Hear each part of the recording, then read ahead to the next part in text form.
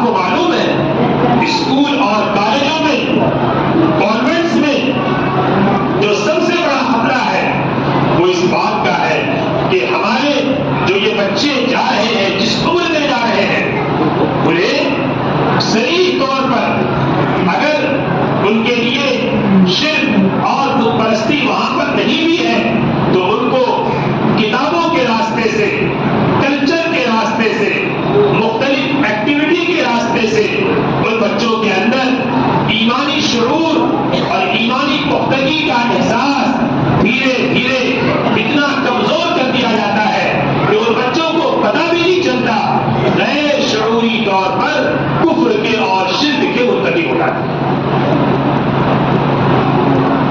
وہ تاریخ پڑھ رہے ہیں, وہ اسٹوری پڑھ رہے ہیں, اسٹوری ٹیلنگ کے نام پہ کہانیوں کے نام پہ ان بچوں کو ایسی ایسی کہانیاں سنائی جاتی ہیں. ان کہانیوں کے نام پہ بچے ایمان اور اسلام سے ہاتھ دھو بیٹھے. مجھے ابھی 2 دن پہلے ایک صاحب اسی علاقے سے آئے اور انہوں نے بتایا کہ ہمارے علاقے میں کرسچن کا ایک بڑا اسکول اور وہاں پر مسلمانوں کی بہت بڑی تعداد جاتی تھی. جمعے کی نماز کے لیے وہ رخصت نہیں لیتے تھے. بہرحال کسی طرح سے انہوں نے وہ لوگ گئے تو اس لیے تھے کہ جمعے کی نماز کے لیے اجازت دیا جائے اور جمعے کے دن چھٹی کچھ پہلے کر دی جائے تاکہ بچے علاقے کی مسجدوں میں جمعے کی نماز ادا کر لیں. تو انہوں نے یہ سوچ کر ایک دوسرا حربہ اپنایا کہ وہیں پر جمعے کی نماز اسکول ہی میں شروع کروا دی. اب اسکول میں تو شروع کروایا. کچھ دنوں کے بعد یہ پتا چلا کہ ایک بچہ تھا جو غالباً 10th یا 12th کا اسٹوڈنٹ تھا اور وہ وہاں پہ نماز پڑھاتا تھا. کچھ دن کے بعد ایک ٹیچر نے یا پرنسپل نے بلایا کہا کہ تم نماز میں کیا پڑھتے ہو, اس نماز میں جو پڑھتے ہو تمہیں اس کا مطلب معلوم ہے؟ اس بچے نے کہا مجھے تو نہیں معلوم ہے. کہا پھر ایسی نماز پڑھنے سے کیا فائدہ جس کا تمہیں مطلب نہیں معلوم. اور یہ کہہ کر دھیرے دھیرے اس نماز کو ختم کرایا. اور اس طرح کی ایک دو نہیں سینکڑوں کارگزاریاں ایسی ہیں. آپ کو معلوم ہے علاقے کے اندر لوگ ہمارے ہی بچوں کو نقطۂ اجر بنائے ہوئے. دیندار ماؤں کی گود سے بچے اٹھتے ہیں اور دوسرے ماحول میں جا کر وہ بچے ختم ہو جاتے ہیں. اب میں آخر میں 2-3 باتیں تجاویز کہہ لیجیے اس مکتب کے حوالے سے میں پیش کرنا چاہوں گا اور یہ چیزیں عملی طور پر کرنے کی. آپ کو یہ آپ کا مکتب ہے اور آپ کا مادر علمی ہے. یقیناً علاقے کے اندر بہت سے اسکول بھی ہوں گے اور میں نے سنا ہے کہ بہت سے لوگوں نے اپنے لوگوں نے بھی اسکول قائم کیے. اچھی کوشش ہے. اگر مسلمان مثبت جو ہے طور پر اور دینی فکر کے ساتھ اور اسلامی فکر کے ساتھ ایسے اسکول قائم کرتے ہیں ان اسکولوں کی بھی ضرورت ہے. لیکن یہاں پر ہم اور آپ بیٹھے ہوئے ہیں اس مکتب کے عنوان سے اگر آپ حضرات یہ طے کر لیں کہ ہمارا یہ مکتب اس علاقے کا ایک سرمایہ ہے, اس علاقے کی ایک دیرینہ آرزو ہی نہیں بلکہ کتنے لوگوں کی مادر علمی ہے, ان کا بچپن یہاں گزرا ہے اور انہوں نے آج جو کچھ بھی حاصل کیا وہ جس مقام پر بھی ہے وہ اس مکتب کی کوششوں اور اس کے تعلیم کے نتائج ہیں. اور ہر بچے کے لیے پہلا جو مدرسہ ہوتا ہے ماں کی گود کے بعد وہ اپنے علاقے کے دینی مکاتب ہوتے ہیں. میں آپ کو بتاؤں یہ مکتب آپ کے لیے ایک بہت بڑی آپ کے لیے ابھی قیمتی سوغات ہے. کتنے علاقوں کے مکاتب میں تالے لگ چکے ہیں, مکاتب بند ہو چکے ہیں, مکاتب ختم ہو چکے ہیں. میں گورکھپور سے تعلق رکھتا ہوں, وہاں کتنے مکتب اسکولوں میں بدل گئے اور لوگوں نے مکتب کی عبادت اور اہمیت کو سمجھنے کی کوشش نہیں کیا. آج وہاں پر حفظ کے نئے نئے ادارے قائم ہو رہے ہیں اور ہمارے شہر میں حفظ کے ادارے کو بند کر کے لوگوں نے اسکول کھول دیا. ایسا نہ ہو کہ لوگ ہم اس مکتب کی حفاظت اور اس کی ضرورت کو لوگوں کے سامنے رکھ نہ سکیں, بیان نہ کر سکیں, اس کی حفاظت کو سمجھا نہ سکیں اور پھر ایک نسل ایسی آئے جو یہ کہنے پہ مجبور ہو جائے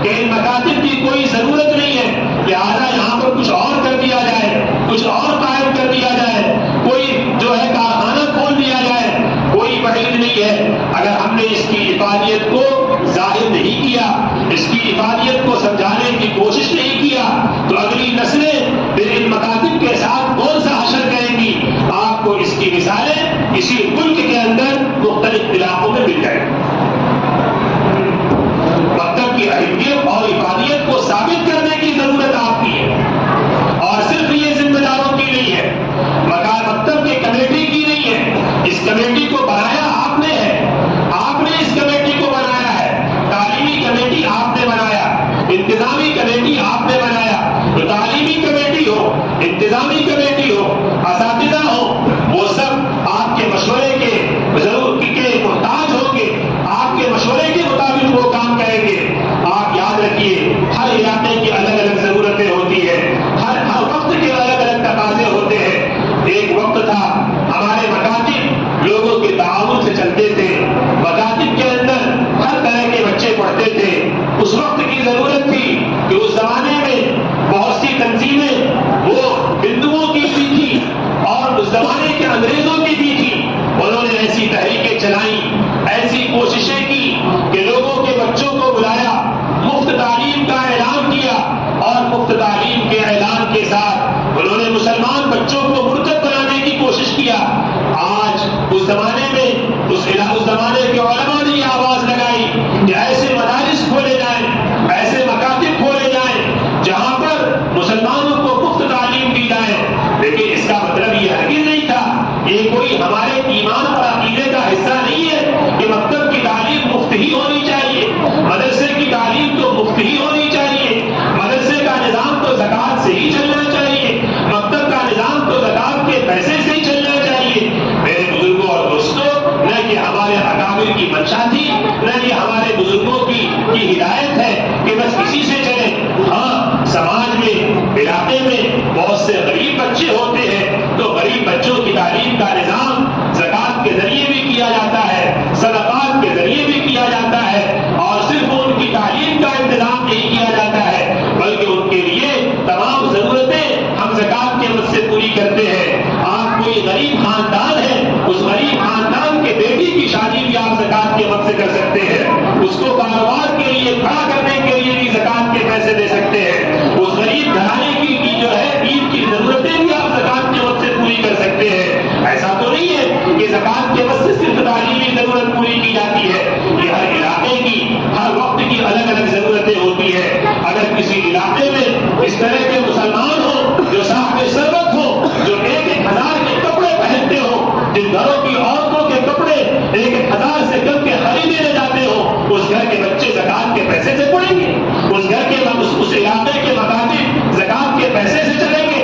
یا جس علاقے کے لوگ اپنے چائے کے اوپر مہینے کے 400-500 روپے ایک بندہ خرچ کر دیتا ہو، اور کتنے لوگ ایسے ہیں جو روزانہ 50 سے 100 روپے اپنے سگریٹ پہ اور اپنے پان مسالے پہ اور اپنے چائے کی دکانوں پہ خرچ کر دیتے ہو۔ اس علاقے کے نوجوانوں کو کیا یہ غیرت نہیں آتی کہ اپنے بچوں کو تعلیم فیس کے ذریعے دے، اپنے بچوں کی کفالت، اپنی بچوں کی تعلیمی کفالت فیس کے ذریعے دے؟ ایسے نوجوانوں کو آگے آنا چاہیے اور انہیں یہ کہنا چاہیے کہ ہم اپنے مکتب کے اندر اپنے بچوں کو بھیجیں گے، ہم اپنے بچے کی بھی فیس دیں گے، اپنے علاقے کے پڑوس کے ایک غریب بچے کی کفالت بھی لیں گے۔ یہ آواز اٹھنی چاہیے اور یہ آواز بلند ہونی چاہیے۔ یہ کون سی بلا ہے کہ علاقے کا مدرسہ ہے؟ نہیں تو مدرسہ ہے، مکتب ہے تو وہ تو زکوٰۃ پہ چلے گا، وہ صدقے پہ چلے گا۔ جیسے آپ زکوٰۃ دیتے ہیں، صدقہ دیتے ہیں، ویسے ہی آپ یہ بھی طے کیجیے ہم اپنے بچوں کے لیے فیس بھی ادا کریں گے، اپنی گاڑی کمائی کا پیسہ خرچ کریں گے، اور ہمارے لیے یہ غیرت کی بات ہوگی کہ ہم چائے کے لیے تو پیسے خرچ کر ڈالیں اور سگریٹ نوشی کے لیے پیسے خرچ کر ڈالیں، اور اپنے ہمارے جوتے اور ہمارے کپڑے ہزاروں روپے کے ہوں، اور اپنے بچے کی تعلیم کے لیے 200 روپے اور 500 روپے ادا نہ کریں۔ اور وہی بچہ جب گھر کا ٹیوشن پڑھنے جاتا ہے، جب اس کے ٹیوٹر گھر پہ آتے ہیں انگریزی کی تعلیم کے لیے، میتھمیٹکس کی پڑھائی کے لیے اور سائنس کے ایجوکیشن کے لیے آپ ہزاروں روپے خرچ کر سکتے ہو، اور اللہ کے نام کے لیے اور رسول اللہ کی تعلیم کے لیے اور دین کی تعلیم کے لیے آپ کے جیب سے پیسے نہ نکلے، یہ ہمارے لیے بے غیرتی کی بات ہے۔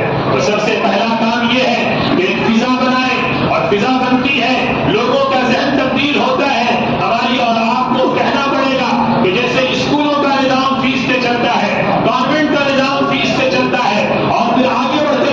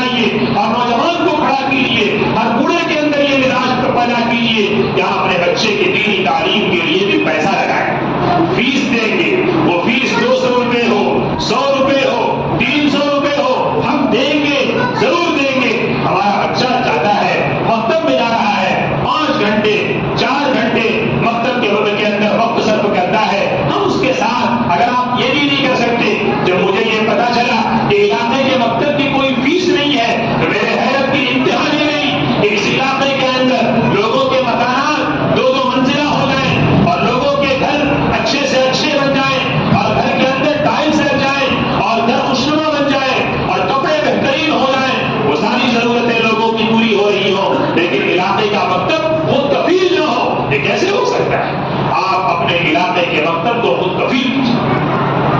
یہ پہلا کام. آپ اپنے علاقے کے مکتب کو خود کفیل کیجیے. فیس کا نظام بنائیے. لیکن فیس کے نظام کا مطلب یہ نہیں ہے کہ آپ جو زکات، جو صدقات، جو عطیہ اپنا مدرسے یا مکتب کو دیتے تھے وہ دینا بند کر دیں. نہیں. بعض لوگوں کی سوچ یہ ہو جاتی ہے کہ جب ہم فیس دے رہے ہیں تو پھر چندہ کیسا، جب فیس دے رہے ہیں تو پھر صدقہ کیسا اور زکات کی وصولی کیسی. بھائی مکتب کے اندر بہت سے غریب بچے بھی پڑھیں گے، ایسے بچے بھی پڑھیں گے جو فیس نہیں دینے والے ہوں گے. ہم ان بچوں کو بھی لیں گے. ہم ان بچوں کے لیے راستے بند نہیں کریں گے. ہم ان بچوں کے لیے راستے مسدود نہیں کریں گے. ہمارے مکتب کا راستہ غریبوں کے لیے بھی کھلا رہے گا، امیروں کے لیے بھی کھلا رہے گا، صاحب ثروت کے لیے بھی کھلا رہے گا. اور دوسری بات، دوسری تجویز یہ ہے کہ مکتب کے نظام کو عالیشان بنائیے، اس کے نظام کو بہتر بنائیے. جیسے تعمیر کے اعتبار سے مکتب کا نظام بہتر ہو چکا ہے، ایسے ہی وہاں کا اندر کا رکھ رکھاؤ، نظم و نسق، وہاں کے بچوں کی جو ہے ان کے لیے بیس اور ان کے لیے اتباعی بہترین ہونی چاہیے. اب ایسا نہیں ہے گھر کے اندر تو اگر چارپائی کا، تخت کا ایک جو ہے پایا ٹوٹ جائے تو کیا آپ اسے کچھ ٹیکا لگا کے آپ رہتے ہیں؟ نہیں رہتے ہیں. فوراً ہی اس تخت کے پائے کو درست کرتے ہیں. اب لوگوں کا حال عجیب ہے. رحل کا اگر ایک پیر ٹوٹ جائے، حضرت شاہ رضی اللہ عنہ مثال دیا کرتے تھے، کبھی آپ نے نہیں دیکھا کہ کسی گھر کے اندر تخت کا ایک پایا ٹوٹ جائے تو لوگ تختے کو پلٹ کے سو جائیں؟ کہیں دیکھا آپ نے؟ لیکن ہمارا عجیب حال ہے. رحل کا ایک پیر ٹوٹ جاتا ہے، لوگ پلٹ کے اس کے اوپر قرآن رکھ کے پڑھتے ہیں. یہ نہیں کرتے کہ چلیے بھائی دوسرا رحل لا دیا جائے یا اس رحل کے اس کو درست کروا لیا جائے، اب اس کو پلٹ کر اب اس کے اوپر پڑھنا شروع کر دیں. تو یہ حال ہمارے مکتب کا نہ ہو کہ پتا چلا کہ دفاعی کے پیر ٹوٹے ہوئے ہیں اور پتا چلا استاد کی جو بینچ ٹوٹی ہوئی ہے اور پتا چلا کہ جو ہے دیوار گندے ہیں. آپ کے گھر کے دیوار گندے ہوتے ہیں؟ نہیں ہوتے ہیں. آپ فوراً اس کی مرمت کراتے ہیں اور عید آنے سے پہلے اس کی صفائی کرواتے ہیں. مکتب کا بھی معیار ایسا ہی ہونا چاہیے. اس کی تعلیم اچھی ہونی چاہیے، اس کی دفاعی اچھی ہونی چاہیے اور اس کے ساتھ بھی جو ظاہری چیزیں ہیں. اور پھر تیسری چیز یہ ہے کہ مکتب کا نظم و نسق تعلیم کے اعتبار سے بھی اچھا ہو. معیاری تعلیم کا انتظام کیجیے. کیوں آپ کے بچے اسکولوں میں جا رہے ہیں؟ یا آپ کو تلاش کرنا پڑے گا، آپ کو مرض ڈھونڈنا پڑے گا، آپ کو اس کا حل ڈھونڈنا پڑے گا.